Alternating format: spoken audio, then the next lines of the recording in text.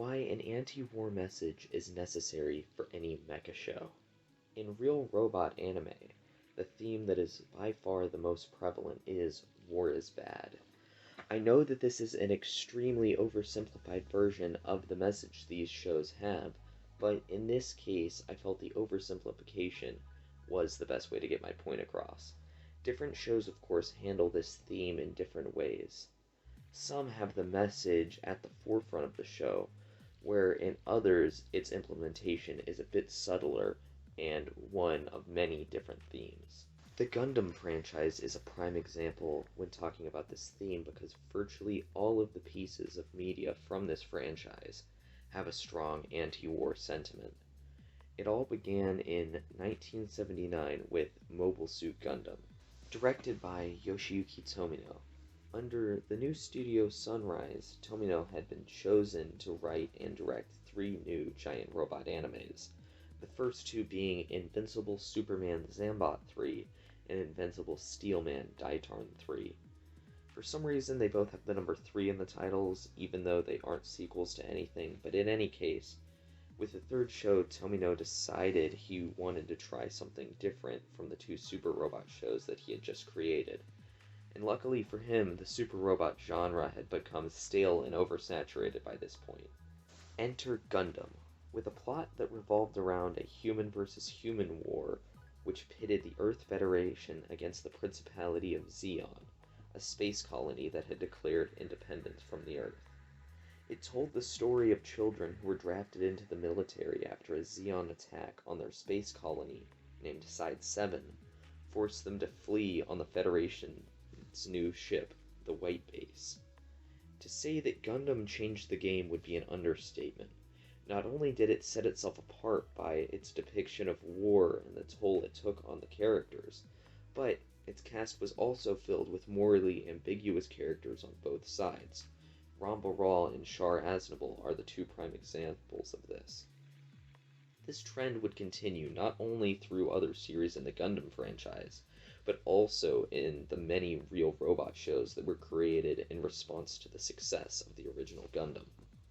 Yoshiyuki Tomino's intent with Gundam was to show the children at the time that war and conflict was not something that should be praised and idolized, and instead something with real consequences.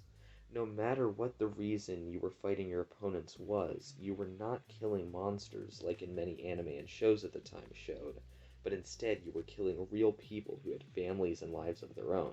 And so, with Gundam, the faceless enemies had been given faces, personalities, and motivations outside of just being evil for the sake of it. The reason most real robot shows have an anti-war message hidden somewhere in the narrative is because it's very easy for a show to become pro-militaristic propaganda that pushes nationalism on the viewer, which is a dangerous message to impose onto impressionable adolescents. A lot of people recently have brought up this theme as a reason why real robot anime doesn't connect with them, which is fine.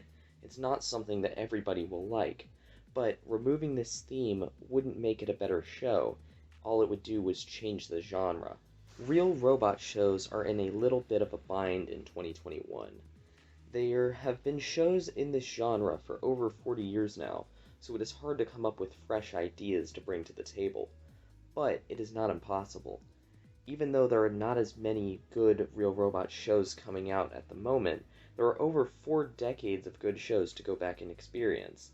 In addition to that, you have the wealth of super robot anime if you wanted something different in the mecha genre, like Evangelion, Gurren Lagann, and Gridman, to name only a few.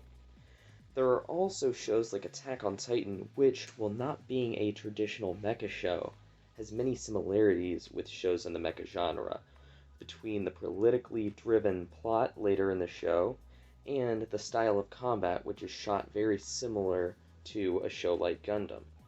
AOT even puts its own twist on the common mecha trope of the robot being created by the protagonist's father. While it is true in 2021 that most people in the West, at least, are far removed from the large-scale wars that are the setting of many real robot shows, wars are still happening all around the world, even if they don't really have an impact on our day-to-day lives. It is in this removal from these conflicts that makes it more important for this generation to understand the consequences and ramifications of a large-scale war than ever. So even if politically driven real robot shows don't sound like your thing, I would suggest you watch at least one show, because at the very least you are experiencing an important piece of anime history, and at best you might find that you have a greater desire to check out more shows in the mecha genre. Thank you so much for watching, and I hope you have all enjoyed the video.